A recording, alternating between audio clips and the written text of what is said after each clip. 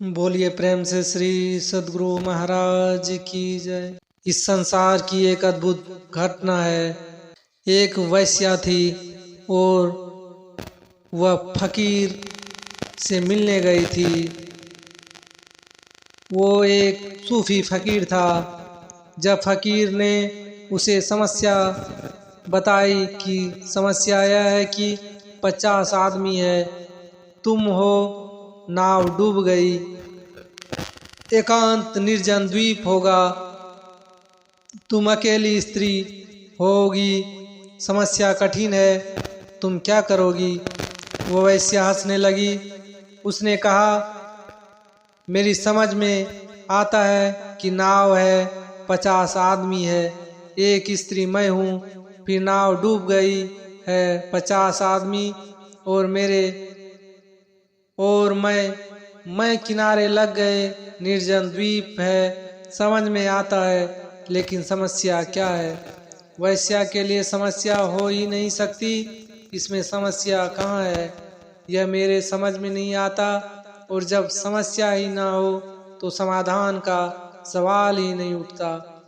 बहुत से लोग इस वर्ग में आते हैं जो कहते हैं समस्या कहाँ है, परमात्मा है कहाँ जिसको तुम खोज रहे हो, ध्यान होता कहाँ है जिसकी तुम तलाश कर रहे हो, प्रार्थना पूजा बकवास है, मोक्ष निर्वाण सपने हैं, समस्या है कहाँ, तुम क्यों व्यर्थ पालथी मार कर बैठे हो, क्यों लगा रखा है यह सिद्धासन, किसके लिए आंख बंद किए बैठे हो, कोई आने वाला नहीं है, कहाँ जा रहे हो, मंदिर मस्जिद में, वहाँ कोई भी नहीं है, सब पुरोहितों का जाल है, शास्त्रों को पढ़ रहे हो, सब कुशल लोगों की उक्ति है,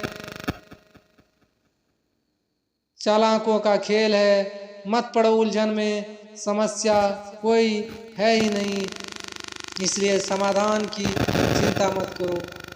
किस गुरु के पास जा रहे हो, किस लिए जा रहे हो, प्रश्न ही नहीं है, पूछना क्या है। तीसरे वर्ग के लोग भी हैं, वे इतने दिन तक समस्या में रह लिए कि समस्या दिखाई नहीं पड़ रहे हैं और दिखाई पड़ना भी बंद हो गए।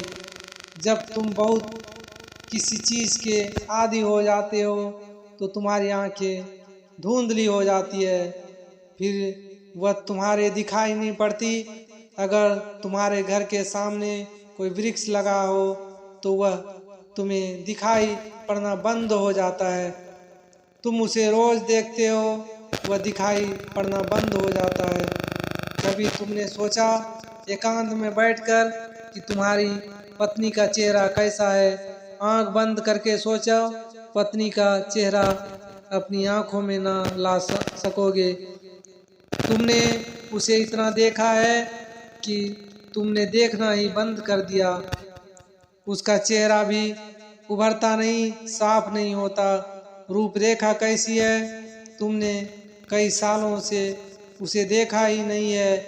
वर्षों पहले तुम उसे घर ले आए थे, तब शायद एक आध बार देखा होगा शुरू में, फिर तुमने देखना और देखा ही नहीं है।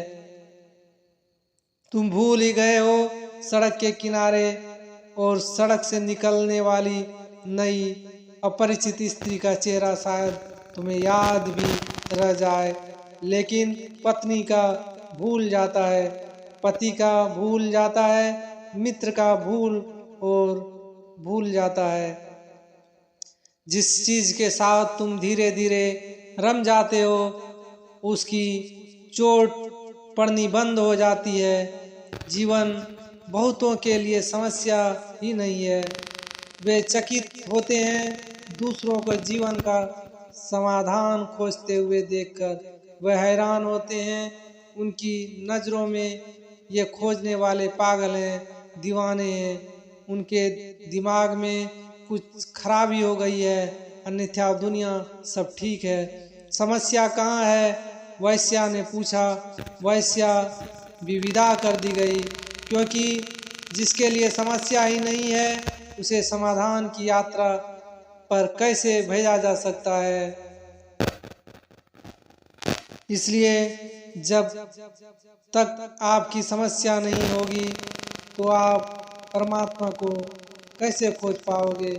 परमात्मा को खोजने के लिए और परमात्मा को पाने के लिए उस ब्रह्म रूप समस्या को अपने अंदर जगाना पड़ता है। और उस समस्या को जगाने के लिए आपको बार बार उस पर ब्रह्म परमात्मा के स्वरूप को ढूंढना पड़ेगा। यही ढूंढना एक बहुत बड़ी समस्या है। आप ढूंढोगे तो उस समस्या का हल पाओगे।